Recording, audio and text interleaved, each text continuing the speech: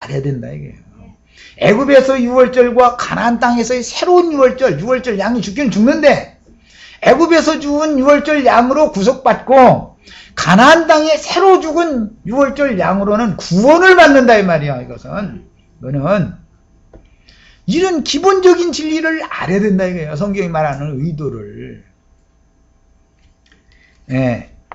자, 그래서 로마서 7장 이제 더 읽어 나가겠습니다. 그에게 매인바 되나, 생전에는 이제 옛 남편에게 매인바 되나, 만일 그 남편이 죽으면 남편의 법에서 벗어났다. 남편이 죽었을 때는 하나님이 남편을 데려가였으면 나는 옛 남편이 법에 매여서 재혼을 못 얻는 것이 아니죠, 이제는. 네, 이제는 완전히 자유자가 된 거예요. 옛 남편의 법에서 자유자가 됐어. 이것은 모세 남편에게서 자유자가 되어져야 되기 때문에 모세가 죽지 아니하면 가나안 땅에는 절대 못 들어가는 거다. 이 말이에요. 예. 그러니까 모세 남편이 죽어야 되니까 그것을 이루는 것이 육신으로 오신 예수가 죽어야만 부활, 죽음을 이긴 부활하신 이제 새로운 모세 새 남편 부활하신 그 예수는 그리스도 예수라고 그러지 예수 그리스도라고 그러지 않죠.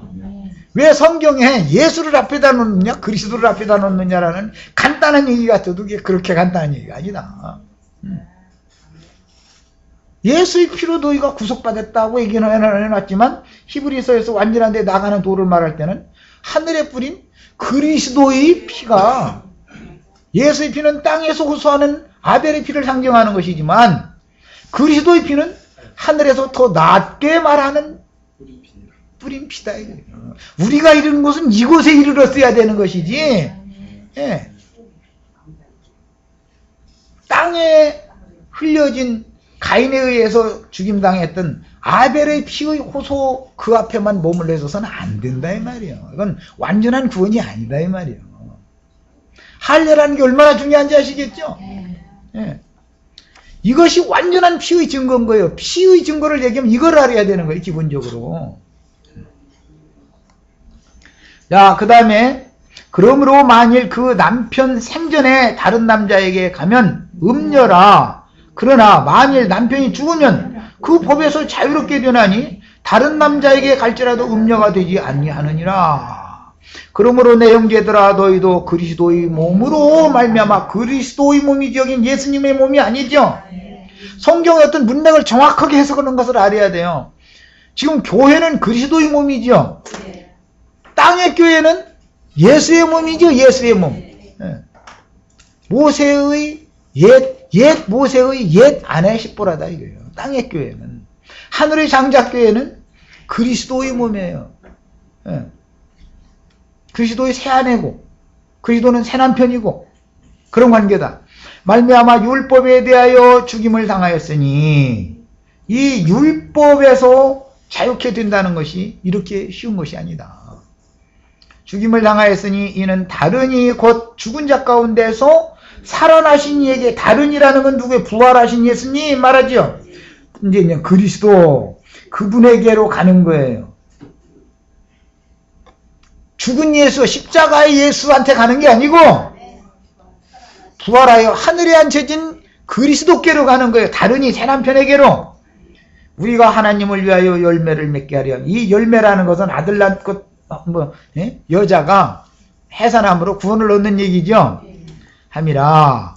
우리가 육신에 있을 때는 율법으로 말미암는 죄의 정욕이 우리 지체 중에서 역사하여 우리로 사망을 위하여 열매를 맺게 하였더니 그러니까 광야 전기간 동안 열매를 맺었다고 열심히 했지만 그건 모두 하나님 보시기에는 사망의 열매였다.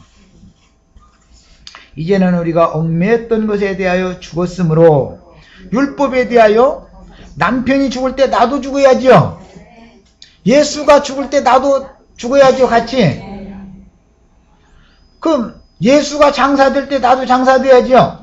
그 다음에 그리스도가 부활될 때 나도 그리스도와 함께 부활돼야 그리스도의 사람이 되는 것이다 이 말이에요. 그래야 함께 하늘에 앉혀지는 것이고 인제사 하늘의 장자권 교회가 되는 거다 이 말이에요. 이게 그리스도의 몸이다 그래요. 예수의 몸이 아니고 그리스도의 몸이다 이 말이에요. 그리스도의 몸. 예. 그러니까 할례를 행한 이후에 모세는 새 남편이고 십보라도 새 아내죠. 모세에 대해서는 부부관계가 완전히 새로운 부부관계다 이 말이에요. 모세, 자 이제 다시 더 이 말씀을 더 생각해 봅니다. 모세와 십보라는 유대인의 할례에 대한 유전을 알고 있었고 미디안 사람들이 할례에 대한 유전도 알고 있었죠. 모세는 애굽에서 유대인의 히브리인의 할례를 받았고 십보라는 여자지만 미디안 광야의 제사장의 딸이었기 때문에 미디안 사람들도 할례법을 행한다 이거예요 반드시. 그런데 그때는 남자에게만 행하는 것이 여자를 행하지 않았었죠. 율법이니까. 그런데 모세가 행했으면 히브리인의 법에 따른 할례겠지만 십보라는 히브리인이 아니죠. 미디안 여자죠. 미디안 사람이 외국인이에요. 그런데 십보라가 할례를 행했다 이 말은 미디안의 제도에 의하여 율법 제도에 의하여 할례를 행한 것이지 히브리인의 하나님의 법에 의하여 할례를 행한 게 아니죠. 그러면 히브리인이 되려면 히브리인의 손으로 할례를 또 받아야 되는 문제가 당연히 오겠죠. 그래서 여호수아의 할례와 십보라의 할례는 엄격하게 성경에서는 대비되는 얘기다 이 말이에요. 자, 이제 모세와 십보라는 유대인의 할례에 대한 유전 또는 미디안 사람들의 할례에 대한 유전을 알고 있었습니다.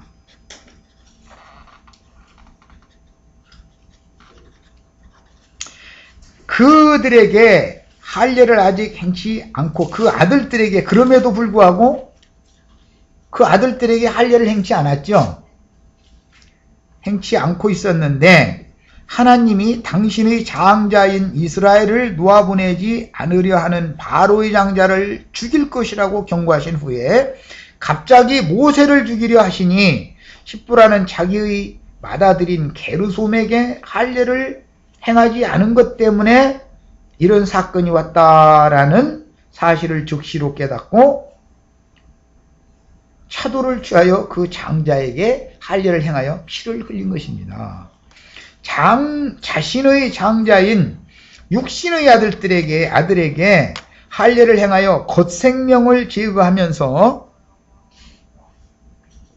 피를 흘리지 않으면 하나님이 그 남편을 죽이실 것임을 깨달았던 것이니 이걸 고해 생활에 적용하자면 영적 할례를 받지 않은 지도자에게 말씀을 가르침 받는 신앙생활을 하는 것은 아직 폐경이 되지 않은 부정한 여인과 할례받지 않은 남편이 부부생활을 하면서 자녀를 낳는 것으로 상징이 된다. 이것은 광야교회 생활에 대한 상징이죠.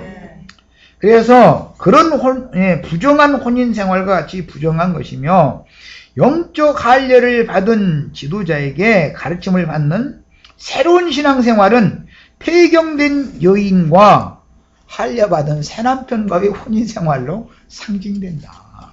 그래서 땅의 교회 생활을 할 거냐, 즉 광야교회 생활을 할 거냐, 하늘교회 생활을 할 거냐라는 것은 할례로 결정하는 거다. 복음을 믿었느냐로 결정하는 게 아니고 할례로 결정하는 거다. 남편도 할례 받아야 되고 아내도 할례 받아야 되는 거예요. 할례 받지 않은 남편은 할례 받지 않은 아내와 혼인 생활을 함으로 자녀를 낳아도 뭐예요? 오늘 로마서 7장에 의하면 무엇을 위하여 열매를 맺는다고 그랬어요? 사망을 위한 열매만 맺지 영생의 열매는 맺지 못한다 그 말이요. 우리 형제 자매님들 나 같은 소리 하는 사람 만난 거 너무너무 복받은 줄 아셔요. 이게 정말 참 헷갈리는 얘기를 듣지 말고 이런 말은 난 기독교계에서 할례라는 것을 치고서 모든 그 설교해놓은 거 다 이렇게 다 뒤져봐도 나 이런 것을 깨닫고 증거해주는 말은 난 인터넷상에서 못 찾아봤으니까. 그래서 할례받은 남편과 할례받은 아내의 관계가 정상적인 영적인 하나님의 집을 세우는 관계이기 때문에 그리스도의 몸을 세운다 이렇게 표현을 하는 겁니다. 여기까지 하고 잠시 시간이 아직 안 됐다고요? 됐습니다. 자 그럼 조금만 더 하겠습니다. 자 그래서 영적으로 하자면 하나님의 선지자인 모세는 하나님을 대표하였으며 그 안에 십부라는 하나님의 아내인 이스라엘 백성들 전체를 대표하는 입장인데, 이것은 마치 뒤에 호세아 선지자와 그 아내에 대한 영적 적용 혹은 다윗 왕과 다윗의 왕후들과의 적용과 똑같은 거예요. 언제나 십부라가 그 남편인 모세를 향하여 당신은 나에게 참으로 피난편이로다 라고 말한 것은, 죽음에서 되살아난 모세는 십부라에 대하여 새 남편으로서 하나님의 장자인 이스라엘의 구속을 위해서 피를 흘려 죽고 영으로는, 육체로는 죽임을 당하고 영으로는 부활된 구속자다라는 의미를 당신은 실로 나에게 피난편이로다 라고 말을 한 거예요. 자, 그런데 십부라가 모세에게 피 흘리는 남편이라고 말한 것은 할례 까닭이라고 덧붙인 말씀을 보면 할례와 그리스도의 피의 구속은 불가분의 관계성이 있다라는 것을 알 수가 있습니다. 즉 복음을 듣고 믿음으로 시작된 죄인들의 구속을 주관적으로 그 육체에 적용하여 육체로는 하나님께 죽임을 당하고 영으로는 무궁한 생명의 능력으로 다시 살아서 항상 살아계신 영생이신 하나님을 섬기는 제사장 나라를 실현하는 것은 마음의 영으로 행하는 할례를 받은 사람들만 이게 가능한 것이다. 이 제사장 나라라는 건 이때나 실현이 되는 것이다. 그 말이에요. 자, 여기까지 하고 애찬한 다음에 오후 시간에 1시간 더 하겠습니다. 이거 오늘 자료가 너무 많이 나면 못 하겠네. 어쨌든